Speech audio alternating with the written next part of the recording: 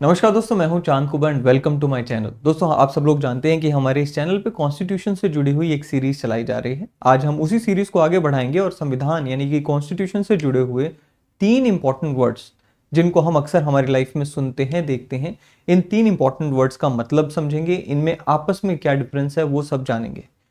सबसे पहले मैं आपको बता दूं कि ये जिन जिन 3 शब्दों का मैं आज जिक्र करने वाला हूं, इनका जो रूट वर्ड है दैट इज कॉन्स्टिट्यूशन। इसी वर्ड से निकले हैं ये 3 शब्द। कौन से 3 शब्द हैं? That is constitutionality, constitutionalism and constitutional morality. अब क्या डिफरेंस है इन तीनों में, क्या मतलब है इन तीनों शब्दों का, चलिए एक एक करके देखते हैं। सबसे पहला जो शब्द यहां पर हम डिस्कस करेंगे दैट इज कॉन्स्टिट्यूशनैलिटी। कॉन्स्टिट्यूशनैलिटी की अगर हम प्लेन डेफिनेशन देखें तो इसका मतलब होता है being in accordance with the provisions of constitution, यानी कि संविधान के प्रोविजंस के अनुसार होना। अब ये जो शब्द है ये किसके कंटेक्स्ट में किया जाता है यूज, वो सबसे पहले समझना जरूरी है। ये शब्द किसी ना किसी law, rule, order, presidential order, amendment इत्यादि के कंटेक्स्ट में यूज किया जाता है। आपने अक्सर न्यूज़पेपर्स में भी देखा होगा। जैसे कि रीसेंट एग्जांपल अगर हम उठाएं, वो प्रेसिडेंशियल ऑर्डर जिससे आर्टिकल 370 को डाइल्यूट किया गया था, जिससे हमारी state of Jammu and Kashmir को स्टेट का दर्जा हटाकर यूनियन टेरिटरी का दर्जा दिया गया था, उस प्रेसिडेंशियल ऑर्डर की कॉन्स्टिट्यूशनैलिटी को भी honourable supreme court of India में चैलेंज किया गया। मामला क्या था? मामला यह था कि यहां पे कहा गया कि वो प्रेसिडेंशियल ऑर्डर जिससे ये सब घटना हुई वो संविधान के प्रोविजंस को वायलेट करता है, इसलिए क्योंकि वो वायलेट करता है हमारे कॉन्स्टिट्यूशन के प्रोविजंस को, इसलिए उस प्रेसिडेंशियल ऑर्डर को निरस्त कर दिया जाना चाहिए। इसी तरह से आपने recently prevention of corruption act का 17A सेक्शन 17A का भी यहां पे मामला सुना होगा, जिसे चैलेंज किया गया कुछ इसी बेसिस पे। इसी तरह से आपने और भी बहुत सारे एग्जाम्पल्स देखे, पढ़े, सुने होंगे। जैसे कि अगर मैं बात करूं, हमारे आईपीसी में सेक्शन 124A है जो कि सेडिशन से जुड़े मामलों से डील करता है। इसी तरह से मैरिटल रेप का जो हमारा लॉ है, जो कि 375 की एक एक्सेप्शन है, जो कि मैरिटल रेप को एक एक्सेप्शन बना देता है, उसकी कॉन्स्टिट्यूशनैलिटी को भी यहां पर चैलेंज किया गया। मेन जिस्ट क्या है कॉन्स्टिट्यूशनैलिटी शब्द का? जिस्ट यही है कि भाई कोई भी एक ऐसा rule, regulation, law, presidential order, amendment इत्यादि जिसकी कॉन्स्टिट्यूशनैलिटी को चैलेंज किया जाता है, उसका मतलब ये होता है कि ये कहा जाता है कि भाई वो पर्टिकुलर प्रोविजन हमारे संविधान के प्रोविजंस को किसी ना किसी तरीके से वायलेट करता है। और क्योंकि हम ये कहते हैं कि भाई हमारा संविधान सबसे ज्यादा सुप्रीम है, सबसे सबसे बड़ी डॉक्यूमेंट है हमारे देश की, इसलिए संविधान को जो भी वायलेट करेगा वो कानून को अलाउ नहीं किया जा सकता है। यह है पहला शब्द that is constitutionality. Second is constitutional morality. अगर कॉन्स्टिट्यूशनल मोरालिटी को हमें समझना है, उससे पहले हमें मोरालिटी शब्द का इस्तेमाल देखना होगा, मोरालिटी शब्द का मतलब समझना होगा। अगर आपने मेरी एथिक्स की क्लासेस लगाई हैं तो आपको पता होगा कि हमने उसमें मोरालिटी शब्द को काफी ज्यादा डिटेल में डिस्कस किया था। मोरालिटी बेसिकली है क्या? मोरालिटी का मतलब होता है, देखिए ये एक पर्सनल कंटेक्स्ट में यूज होता है मोरालिटी शब्द, एंड मोरालिटी का मतलब ये होता है कि हर व्यक्ति अपने जीवन में कुछ ना कुछ वैल्यूज, कुछ ना कुछ मूल्यों के अनुसार एक्शन लेता है। जैसे कि पर्सनली अगर मैं बात करूं तो ये मेरी वैल्यू हो सकती है, that is the value of honesty, value of discipline, value of hard work, and मेरे हर एक्शन में आपको देखने को मिलेगा कि ये तीनों वैल्यूज दिखाई दे देती हैं किसी ना किसी तरीके से। सो मोरालिटी शब्द है क्या? मोरालिटी का मीन यही है कि भाई हम हमारी लाइफ में कुछ बेसिक वैल्यूज, कुछ बेसिक प्रिंसिपल्स, कुछ बेसिक मूल्यों को लेकर चलते हैं जो कि हमारे एक्शंस को गाइड करते हैं। अब कॉन्स्टिट्यूशनल मोरालिटी की अगर हम बात करें तो इसका क्या मतलब है? देखिए इसका मतलब भी कुछ ऐसा ही निकल कर आता है। हमारे संविधान में कुछ बेसिक प्रिंसिपल्स दिए गए हैं। अगर आपने हमारी पहली वीडियो देखी हो जहां पे हमने कॉन्स्टिट्यूशन को डिफाइन किया था, तो उसमें भी हमने ये जिक्र किया था कि कॉन्स्टिट्यूशन आखिर है क्या।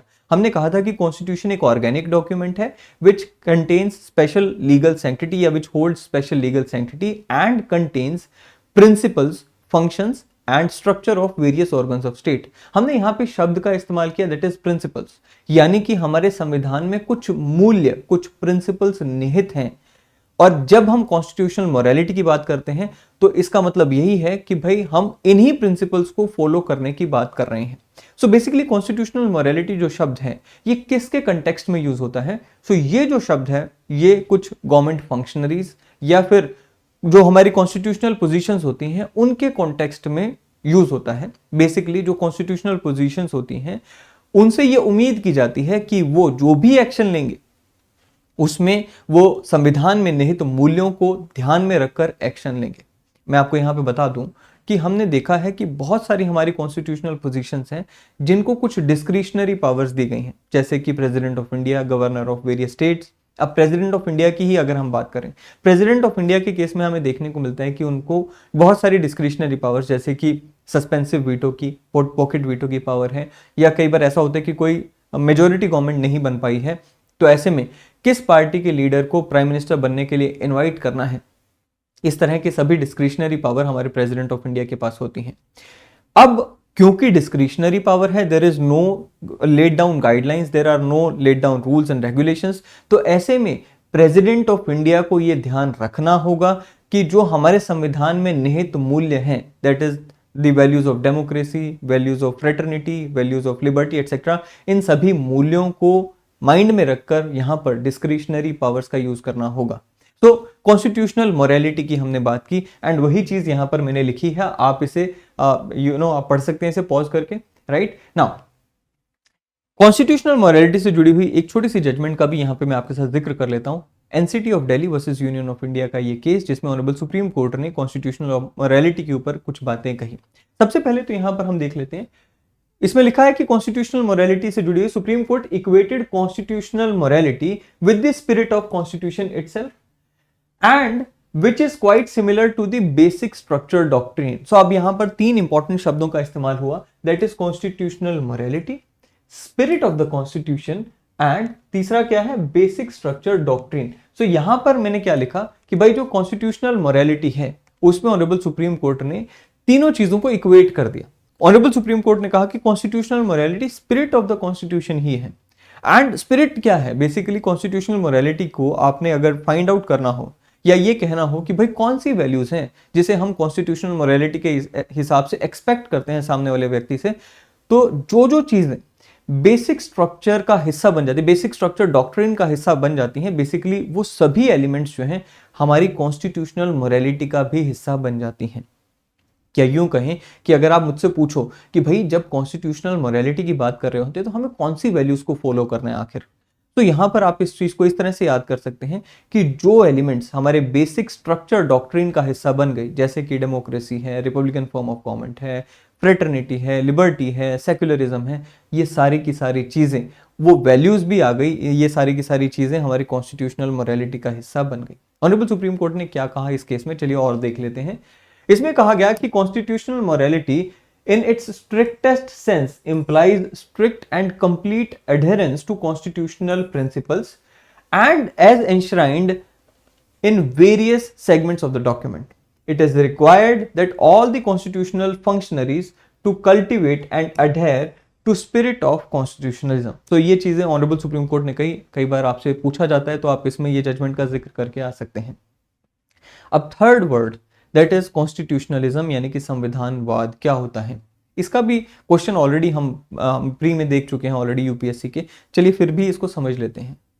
कॉन्स्टिट्यूशनलिज्म का मतलब होता है लिमिटेड गवर्नमेंट, और यूं कहें कि भाई there must be limitation, some limitation और some kind of limitation on the government. अगर संविधान की बात करें तो संविधान वो एक डिवाइस भी है जिसके द्वारा सरकार के ऊपर लिमिटेशंस लगाई जाती हैं। अगर संविधान में लिमिटेशंस ना हो, गवर्नमेंट को फ्री हैंड दे दिया जाए, तो आप समझ सकते हैं कि किस तरह से क्योस पैदा हो जाएगा। इसीलिए कॉन्स्टिट्यूशनलिज्म की जब हम बात करते हैं तो हम कहते हैं कॉन्स्टिट्यूशनलिज्म मींस लिमिटेड गवर्नमेंट और limitation on government. Now it is antithesis of arbitrary powers, क्योंकि यहां पर आर्बिट्रेरी पावर्स मींस क्या कि किसी भी व्यक्ति को या किसी भी फंक्शनरी को आपने ये कह दिया कि जो मन में आए वो करो, right, there is no limit, there is no kind of limit on you, right. But constitutionalism में कुछ लिमिट्स लगा दी जाती हैं। अब कैसे लगती हैं वो हम यहां पर आज समझेंगे। तो इसमें क्या लिखा है, कहता है जी constitutionalism recognizes the need for the government with the power but at the same time insists that limitation be placed on the powers. Constitutionalism recognize करता है कि भाई सरकार के पास पावर्स होनी जरूरी है, लेकिन अनलिमिटेड पावर्स नहीं हो सकती, there must be some limits on the government. अब कहता है जी antithesis of constitutionalism is despotism. हम ऑलरेडी इसको पहले की क्लासेस में भी देख चुके हैं, जहां पे हमने मॉन्टेस्क्यू का भी जिक्र किया था कि भाई अगर तीनों powers that is legislature, executive and judiciary की ये तीनों पावर्स एक ही हाथ में दे दी जाएंगी या एक ही ऑर्गन को या एक ही व्यक्ति को दे दी जाएंगी, तो वो डेस्पोटिज्म की तरफ चला जाएगा, राइट। एंड डेस्पोटिज्म जब आ जाता है तो वहां पे कोई कॉन्स्टिट्यूशनलिज्म नहीं होता है, वहां पे कोई संविधान का मतलब नहीं रह जाता, right. A government which goes beyond the limits loses its authority and legitimacy. Therefore, to preserve the basic freedom of the individual and to maintain his dignity and personality, the constitution should be permeated with the constitutionalism. अब आप देखें हमारा जो संविधान है इसमें बहुत सारे फंडामेंटल राइट्स हैं। फंडामेंटल राइट्स में बहुत पॉजिटिव एंड नेगेटिव यहाँ पर हमें देखने को मिलता है कि लैंग्वेज का इस्तेमाल किया गया है। पॉजिटिव लैंग्वेज कौन सी होती है? जहां पर यहाँ पे आदेश दिया जाता है सरकार को कि आपको दूसरों की भलाई के लिए ये कदम उठाने हैं, सिटीजन्स के लिए ये पर्टिकुलर कदम उठाने हैं। खास करके अगर हम डायरेक्टिव प्रिंसिपल्स की बात करें तो वहां पे ज्यादातर हमें देखने को मिलता है कि पॉजिटिव लैंग्वेज का इस्तेमाल किया गया है। वहीं पे अगर हम फंडामेंटल राइट्स की बात करें तो यहां पर सरकार के ऊपर कुछ लिमिटेशंस लगाई गई हैं। जैसे आप देखें आर्टिकल 14 में the state shall not deny, अब यहां पे वर्ड जो यूज किया गया है कहता है the state shall not deny, state deny नहीं करेगी क्या?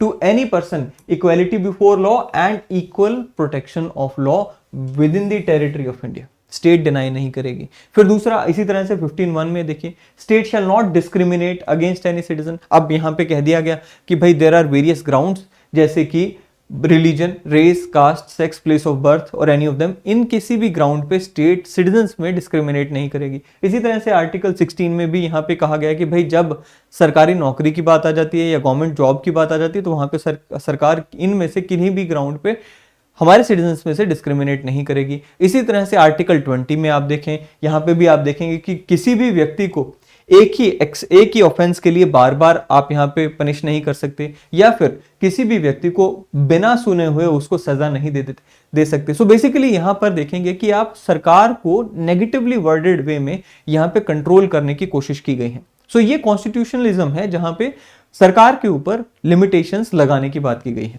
अब यहाँ पे लुई हैंकिन एक पॉलिटिकल एकेडमिशियन हुए हैं या पॉलिटिकल साइंटिस्ट जिन्हें हम कहेंगे, उन्होंने डिफाइन किया है कॉन्स्टिट्यूशनलिज्म में, एंड उन्होंने कहा है कि कॉन्स्टिट्यूशनलिज्म का मतलब कि भाई कॉन्स्टिट्यूशन में वेरियस एलिमेंट्स का होना। ये 9 एलिमेंट्स का उन्होंने जिक्र किया कि अगर ये 9 एलिमेंट्स संविधान में देखने को मिल रही हैं इसका मतलब कॉन्स्टिट्यूशनलिज्म है। कौन सी 9 एलिमेंट्स हैं देख लेते हैं और देख लेते हैं कि क्या भारत के संविधान में ये चीजें देखने को मिलती हैं या नहीं।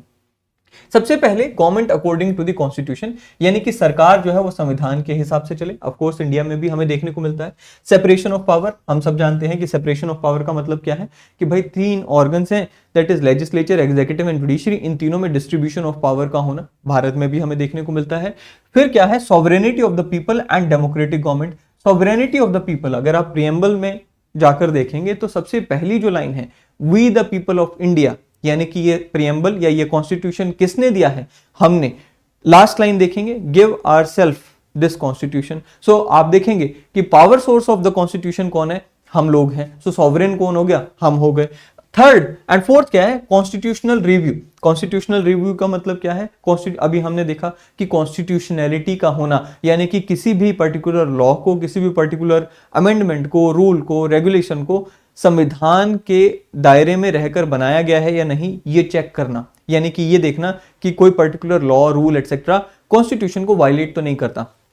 ये हमारे कॉन्स्टिट्यूशन में भी एक एलिमेंट है। फिर इंडिपेंडेंट जुडिशरी का होना, ऑफ कोर्स इंडिपेंडेंट जुडिशरी हमारे संविधान में देखने को मिलती है।